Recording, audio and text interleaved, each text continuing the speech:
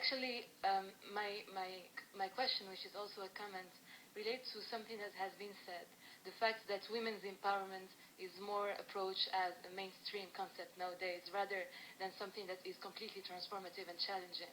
And what we're seeing is that many governments and many organizations are taking this concept in a quite shallow and superficial manner, which means let's approach women's empowerment by giving seats to women in parliament, by having projects for women, by having a program called Women's Empowerment, but it is very quantitative, and it is not substantial.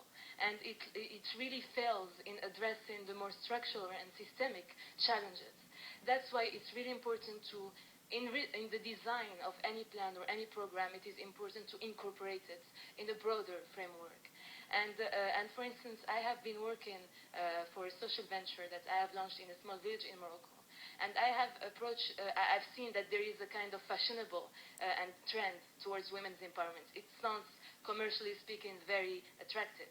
But I think that the real solution, or the real, if we want a paradigm shift, it's more participatory. And what we've been seeing through the testimonies and the research that have been presented now is that it is through a more democratic means in which the women are looked at as agents of a landscape, agents of a framework in which they, by their own means, identify their problems and try to find solutions as members of communities rather than women targeted and labeled as such, can be more efficient.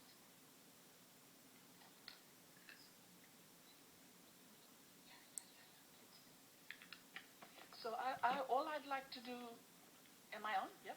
All I'd like to do very quickly is, yes, completely.